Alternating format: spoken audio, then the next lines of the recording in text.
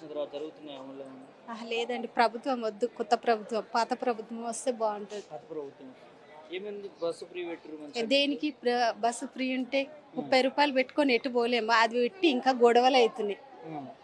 బాయ్స్కు పెంచిండు ticket rate, మళ్ళీ లేడీస్కు free ఇచ్చిండు. దేనికి? అది అవసరం ఏమి? అదే 2500 ఇచ్చినా బాగుండేది. అది ఇవ్వకుండా ఫ్రీ టికెట్ రోజు తిరగాలన్నా, రోజు ఏం అవసరం ఉంటుంది? డ్యూటీ చేసే వాళ్ళకి అవసరం, అది మామూలు వాళ్ళకైతే అవసరం ఉండదు. ఆ మాత్రము ఆ 30 రూపాయలు 40 పెట్టుకొని పోయి రాలేమా? వస్తాం కదా. మళ్ళీ అది సన్న బియ్యం అని ఇస్తుండే, అందులో లబ్బర్ బియ్యం వస్తున్నాయి, అన్ని నూకలు తినలేకపోతున్నాం, టేస్ట్ లేదు. అది ఇచ్చినా ఒకటే, ఇవ్వకున్నా ఒకటే. దేనికని 6 స్కూటీ ఇస్తున్నాడు, ఎక్కడ ఇచ్చాడు? మహిళలకు 2500 ఇస్తున్నాడు, ఇవ్వలేడు. తులం బంగారం అన్నాడు, ఎక్కడ ఇచ్చాడండి? కనీసం బతుకమ్మకు చీరలు ఇచ్చేది పాత ప్రభుత్వం. ఈ కొత్త ప్రభుత్వం వచ్చినాక అవి కూడా ఇవ్వలేడు. మొన్న 2 లేవు, ఏమి లేవు. పండగనే పోయింది, దీపావళి వస్తుంది మళ్ళీ. దేనికి? ఇంకా దసరా పోయినాక దీపావళికి ఎందుకు? దసరాకే కట్టుకునేది పేదవాళ్ళైనా. అసలు కాంగ్రెస్ ప్రభుత్వం అసలు ఎవరికి నచ్చలే. అసలు ఆ ప్రభుత్వం వచ్చి నుంచి చాలా టెన్షన్లో ఉంది. అసలు ఏం నడుస్తున్నాయని దేనికి పర్మిషన్ ఇవ్వట్లేదు. అది చాలా కష్టాలు. వస్తున్నాయి కదా జూబ్లీస్ లో సునీత మేడమే వస్తుందని 100% ఇస్తున్నాం. అదే రావాలి, అదే వస్తాయి. లేదు, కాంగ్రెస్ పార్టీ రావద్దు కూడా, వేస్ట్, బాగాలేదు. ఇచ్చిండ్రు కానీ అసలు పాత ప్రభుత్వం వస్తే చాలా బాగుంటది దేనికైనా. ఈ కాంగ్రెస్ వేసేవాళ్ళు ఇష్టం ఇక, కానీ ఏమో మరి నమ్మకం చాలా తక్కువ. ఏం చేస్తుండ్రండి? ఏమి చెయ్యట్లేదుగా తను, అందుకే మహిళలను కోటీశ్వరులను ఏడ చేసిండు?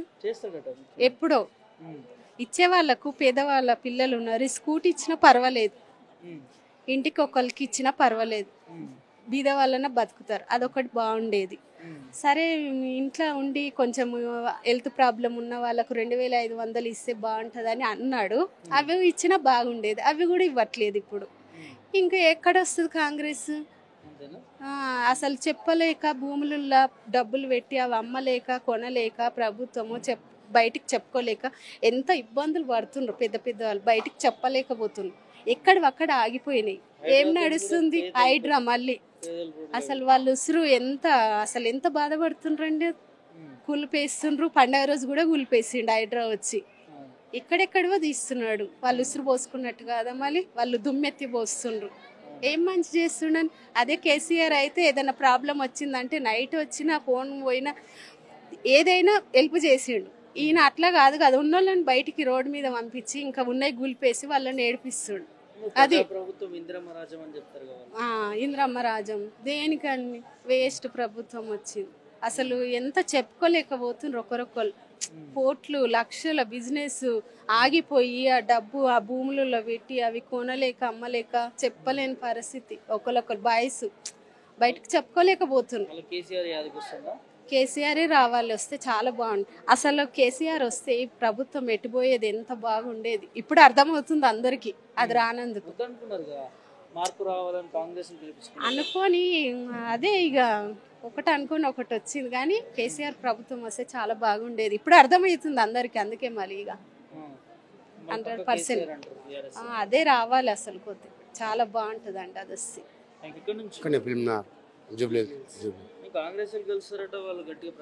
వాళ్ళంతా వేస్ట్ వాళ్ళు ఇవ్వాలి సార్, వాళ్ళంతా వేస్ట్, వాళ్ళంతా లేదు. ఇప్పటికే కేసీఆర్ వచ్చినప్పటికి వెళ్ళి మేమైతే కేసీఆర్ మాది ఇక్కడ కాదు సార్, మళ్ళా ఇక్కడ మహబూబ్ నగర్ మాది.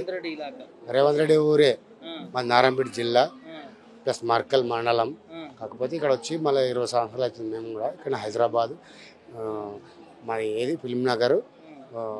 మీ ప్రాంత బిడ్డ పులిబిడ్డ గురించి ఏం చెప్తారు? బిడ్డ లేదు, బొంగుల బిడ్డ లేదు, కేసీఆర్ పులిబిడ్డ. ఉట్టే వేస్ట్ మాటలు అవి, తిరిగి బస్సు పెట్టిండు, వేస్ట్ మాటలు అవి.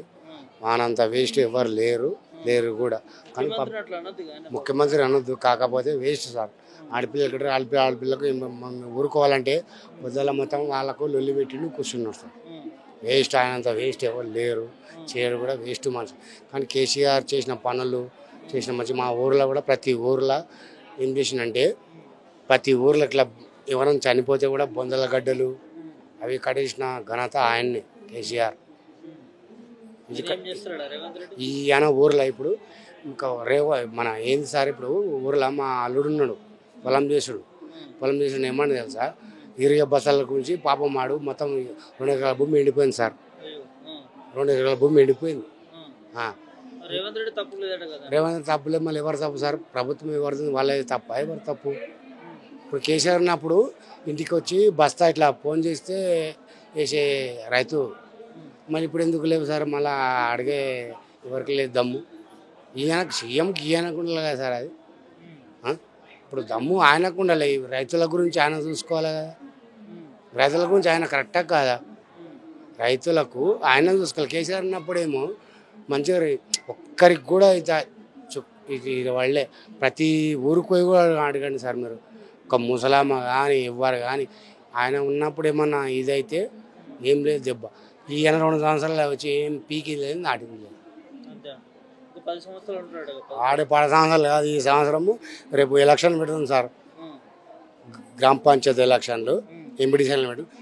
ఆయన గెలిపిస్తే పబ్లిక్ తెలిసిపోతుంది సార్. ముందు పబ్లిక్ తెలిసిపోతుంది కదా సార్. ఆయన ఘనత ఎంత బీకేండు ఏం నాటిండు అనేది తెలుస్తుంది సార్. జూబ్లీహిల్స్ ప్రజలు అయితే మొత్తం అమ్మకే సార్, సునీత అమ్మకే సార్. బీఆర్ఎస్ మాది పార్టీ. అధికారం ఏం లేదు సార్ మాకైతే. మేము జూబ్లీహిల్స్, నాది ఇక్కడనే ఉంటా. నేను ఫిల్మ్నార్ మన అంబేద్కర్ నగర్ బస్తి నాది, అక్కడనే ఉంటాను. నేను కూడా వచ్చి కూడా 20 సంవత్సరాలు అయితే. నాకు సొంత మిల్లు ఉంది. నేనైతే టీఆర్ఎస్ పార్టీ ఆమెకి వేసాం. మాకు అన్నీ తెలుసు. వాళ్ళు కాంగ్రెస్ మేమైతే వేయము, వేయలేము కూడా.